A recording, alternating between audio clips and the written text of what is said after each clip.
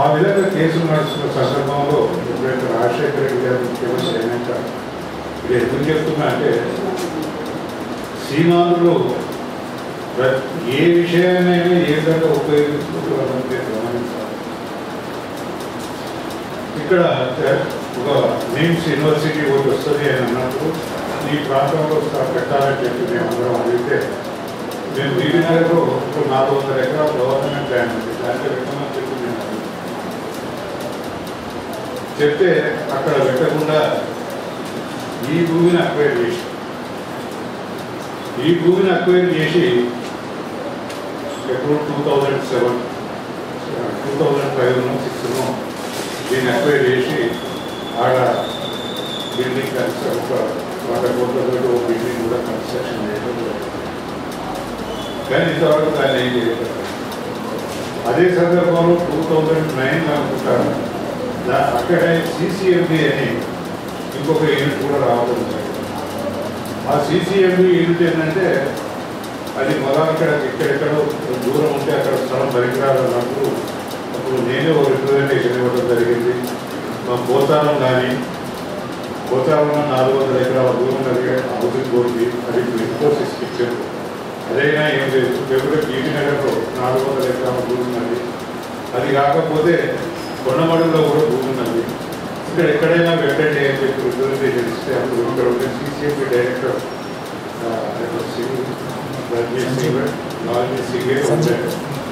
అతను వచ్చి చూసి ఈ బీబీనగర్ కానీ కొండమాడు కానీ మాకు అనుకూలంగా ఉంటుంది, ఎక్కడ ఇచ్చినా తీసుకుంటామంటే ఈ రంగాపురం గ్రామంలోనే ఇంకో 172 ఎకరాలకు దానికి ప్రతిపాదన పెట్టి అప్పటి కలెక్టర్ 2 లక్షల ఎకరం చొప్పున అని చెప్పి నిర్ణయిస్తే 2.5 కోట్ల రూపాయలు CCMB వారు కలెక్టర్కి డిపాజిట్ చేయడం జరిగింది. దాని మీద మళ్ళా ఇక్కడ ఈ రియల్ ఎస్టేట్ వాళ్ళు కేసు వేసారు. ప్లాట్ ఓనర్స్ అసోసియేషన్ అని చెప్పి పెట్టి అతను ఓనర్ కాదు, ఒక ప్లాట్ ఓనర్ కాదు, అతని దగ్గర ఎంప్లాయీ ఒక కేసు వేసి కోర్టులో లిటిగేషన్ చేసి మీరు ఇట్లా చూడండి.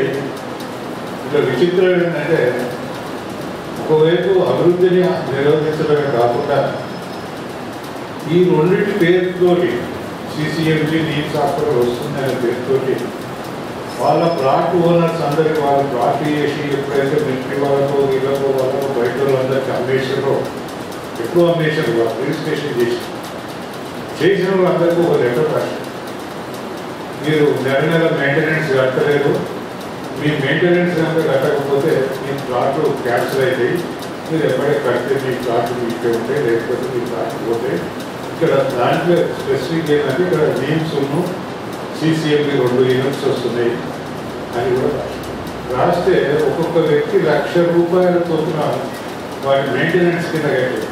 నెలకు ₹100 ప్లాట్ కట్టి కట్టాలంట, దానికి ₹1,00,000 దాకా కట్టిన ఒక కేసు కూడా. ఆ విధంగా కోట్లాది రూపాయలు మరొక అడుగుతున్నారు. ప్రజల పరిస్థితి ఏంటంటే ఇప్పుడు నార్నే రంగంలో భూదాన కొడుకు తగ్గడం జరుగుతూ ఉంటే అందులో 50-60 ఎకరాలు రైతుల భూమి కూడా తీసుకున్నారు. ఆ రైతుల భూమి తీసుకున్నారు కానీ రైతుల భూమి తీసుకుంటే రైతులు అమ్ముకున్నారు కాదు, గవర్నమెంట్ అక్వైర్ చేస్తే వాళ్ళకి స్టేట్ అనేది కంపెన్సేషన్ ఇవ్వాలి కదా. వాళ్ళకి కంపెన్సేషన్ వేయకుండా మొత్తం రంగాపురం గ్రామమే భూదానపోతూ ఉన్నది అని చెప్పి వాళ్ళని కూడా ఇవ్వాలని ఒక పైసా ఇవ్వాలి. అందులో కొంత 2 బావులు అయితే దళితులే, వాళ్ళకు బావులు ఉండే 2 బావులు ఉండే, కరెంటు మూటలు ఉండే, పంట చేను పొట్టకొచ్చిన పంట చేనుతో రిజిస్టర్ తీసుకోవడం జరిగింది. వాళ్ళకు ఒక పైసా ఇవ్వాలి కదా, కంపెన్సేషన్ ఇవ్వాలి. ఏమంటే కోకనట్. అదే సందర్భంలో ఈ జాతీయ రహదారి కూడా విస్తరణ కార్యక్రమం ఉంది. దాంట్లో ఆ ఊళ్ళో 10 ఇళ్ళు, మిగతా విస్తరణమైన భూముల సంగతి సరే 10 ఇళ్ళు కోరుకోబోతాయి. ఆ 10 మంది కూడా దళితులు. వాళ్ళకు స్ట్రక్చరల్ కంపెన్సేషన్ లేదు, ల్యాండ్ కంపెన్సేషన్ లేదు, ఇవాళ లేదు. ఇప్పటికి 2 ఏళ్ళు ఇవన్నీ కార్యక్రమాలు జరుగుతూ ఉన్నాయి. వీటన్నిటినీ దృష్టిలో పెట్టుకొని మేము 2 సంవత్సరాల పూర్వం రంగాపురం గ్రామంలో ఒక మీటింగ్ ఏర్పాటు చేసిన అగ్రపక్షం దాదాపు 50-60 పైన వచ్చారు. వచ్చినప్పుడు మొత్తం మీద హైదరాబాద్ చుట్టుముట్టు ఉండే 8 జాతీయ రహదారుల్లో మా వరంగల్ హైదరాబాద్ రహదారి చాలా వెనుకబడిన ప్రాంతం. పురోభివృద్ధిలో మిగతా వాటితో పాటు పురోగమించలేదు, అభివృద్ధి సాధించలేదని గుర్తించి దానికి ఏమేమి కార్యక్రమాలు అయితే బాగుంటాయని చెప్పి ఆలోచించి ఓ 15 సంవత్సరాలు చేయాలి. దాంట్లో ఈ నీమ్స్ హాస్పిటల్ అప్పటికే కట్టి 3 సంవత్సరాలు కంప్లీట్ అయింది. ఇప్పటికి 5 సంవత్సరాలు నడుస్తూ ఉన్నాం. దానికి విచిత్రమైన పరిస్థితి ఏంటంటే బిల్డింగ్ కట్టారు. దాదాపు 8 లక్షల స్క్వేర్ ఫీట్ల బిల్డింగ్ కట్టారు. అది అక్కడ పూర్తి కాలేదు. కానీ బయట నుంచి చూస్తే మీకు చాలా అందమైన భవనం కానిస్తుంది. దానికి 2009లో 225 కోట్ల రూపాయలు శాంక్షన్ చేస్తూ జీవో ఇచ్చారు. ఆ 225 కోట్ల 100 crores అడ్మినిస్ట్రేటివ్ శాంక్షన్ ఇచ్చారు ఆ రోజుల్లో. కానీ ఇవాటి వరకు ఆ పేరు మీద 40 కోట్లు మాత్రమే రిలీజ్ చేసింది. మిగతా అది ఇవ్వలేదు. ఇది నడుస్తూ ఉంటే అందరూ ప్రెషర్ చేసి అంతా ఎట్లా చేయాలి, ఏం చేయాలని ఆలోచించినప్పుడు ప్రెషర్ పెరిగితే ముఖ్యమంత్రి గారు పోయిన ఫిబ్రవరిలో దీనికి 60 కోట్లు రిలీజ్ చేస్తున్నారు. పోయిన ఫిబ్రవరి, ఈ ఫిబ్రవరి. ఆ తర్వాత మా దగ్గర ఏప్రిల్ 4th నాడు యాదగిరిగుట్ట దగ్గర ఒక పబ్లిక్ మీటింగ్ అయితే ఆ పబ్లిక్ మీటింగ్లో కూడా అతను 200 పడకల ఆసుపత్రి కింద దీన్ని కన్వర్ట్ చేస్తాం అతిథిగా. ఆ తర్వాత భూదాన్ కోసం దగ్గర నవంబర్లో సర్వోదయ మీటింగ్ అయితే అట్లా ఫుల్ ఫ్లెడ్జ్డ్ హాస్పిటల్ దీన్ని చేస్తాం. అప్పుడే హెల్త్ మినిస్టర్ ఉండి మేము 1st జనవరికి దీన్ని స్టార్ట్ చేస్తాం. తీరా ఈ జనవరి లాస్ట్ వీక్లో ఒక జీవో ఇచ్చారు. ఏమంటే 60 కోట్లు శాంక్షన్ చేస్తున్నాం, అందులో 10 కోట్లు రిలీజ్ చేస్తామంటారు. ఆ 10 కోట్లు కూడా మార్చి దాకా రిలీజ్ చేయలేదు. 10 కోట్లు కూడా మార్చి దాకా రిలీజ్ చేయలేదు. చేయని పరిస్థితుల్లో ఇప్పటికీ ఏంటంటే ఆ కాంట్రాక్టర్ ఇదివరకు ఆ బిల్డింగ్ అయిన కాంట్రాక్టర్ ఎన్సీ అంటే ఎన్సీసీ కాంట్రాక్టర్ నాకు సరిగ్గా ఇవ్వదు. నాగార్జున కన్స్ట్రక్షన్ కంపెనీ వాళ్ళు ఇప్పుడు ఆ మిగతా వర్క్ కంప్లీట్ చేయాలి. వీళ్ళు దరిద్రం ఉంటే దరిద్రం ఏంటంటే ఇప్పుడు వాళ్ళకి 84 కోట్లు పేమెంట్ అయ్యింది. అలా గవర్నమెంట్ ఇచ్చింది 34 కోట్లు. మిగతా 54 కోట్లు మన హైదరాబాద్ నీడ్స్కి సంబంధించిన ఫండ్స్ దానికి డైవర్ట్ చేశారు.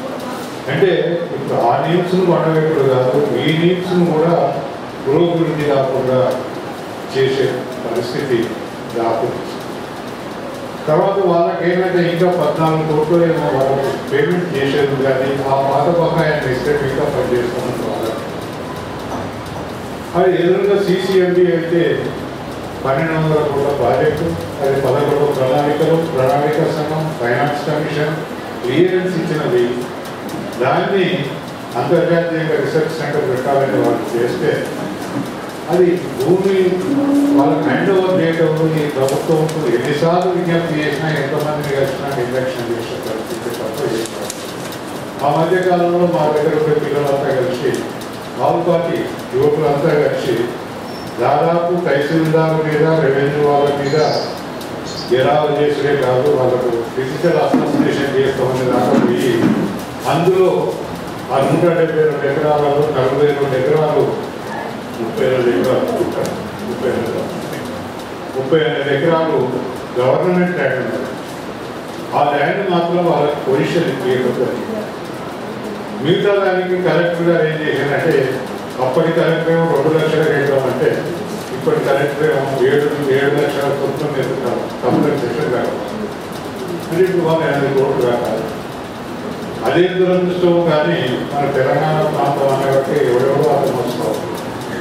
ఆ CCMDకి డైరెక్టర్ జనరల్ ఎవరైతే ఉన్నారో ఒక సమీర్ బ్రహ్మచారి అయిన అతను బెంగాలీ బాబు. ఈ బంగారు బాబు అక్కడ ఇది ఇక్కడే కట్టాలి, ఇప్పుడు ఇన్ని సంవత్సరాల నుంచి అయిపోతుంది, దీన్ని ఏ విధంగా తరలించాలని చెప్పి రికార్డు తరలించుకోవాలని అన్నారు. ఈ ఆ విధంగా అక్కడ దాదాపు ఆయనకైతే ఆయనకు అధికారం లేకున్నా, రూల్స్ ఒప్పుకోకున్నా, దీనికి అలాట్ చేసిన డబ్బులకి వెళ్ళి 100 కోట్లు, దాదాపు సుమారుగా 100 కోట్లు, అంటే 89 కోట్లు 87 కోట్లు ఎంతో ఆల్రెడీ షిఫ్ట్ చేయడం జరిగింది. అదేవిధంగా మేము అడిగింది ఏంటంటే రైల్వే కోచ్ ఫ్యాక్టరీ ఒకటి అడిగినాం. అది అప్పుడు ఇక్కడ వస్తుందంటే అంశాపురం లేదు బీబీనగరం అంటే కాజీపేట వస్తాం. కాజీపేట అయితే సరే తెలంగాణలో ఉంటుంది కదా, సంతోషపడ్డాం. పోయిన సంవత్సరం మునియప్ప అని స్టేట్ మినిస్టర్ వచ్చినప్పుడు స్టేట్మెంట్ ఇచ్చాడు, 120 ఎకరాలు మాకు ఎక్కడే కనిపిస్తే ఎక్కడే 13 పెడతాం. ఆ 120 ఎకరాలు ఎంతవరకు మీకు ఇయ్యలేదు. కాకపోతే ఇప్పుడు రైల్వే వ్యాగన్ ఫ్యాక్టరీ మాత్రం కర్నూలు పోయింది అని చెప్పి మనం పోలేదని అంటున్నాం. సరే పోకపోతే ఆ పింక్ ఏదో అన్నారు, మన ఇక్కడ రైల్వే ఆ పింకులో ఉన్న వ్యాగన్ ఫ్యాక్టరీ పోయిందా లేదా అతను మనకు తెలుసాల్సిన విషయం. దాంట్లో ఏంటంటే ఒక 5-6 వేల మందికి ప్రత్యక్ష ఉద్యోగాలు దొరికే అవకాశం ఉంది. అది కావాలని అడిగింది. అదేవిధంగా మా దగ్గర భూదాన్ పోతంపల్లి మా పక్కకే ఉంది. భూదాన్ పోతంపల్లి రామానంద తీర్థ ఇన్స్టిట్యూట్ ఉంటుంది.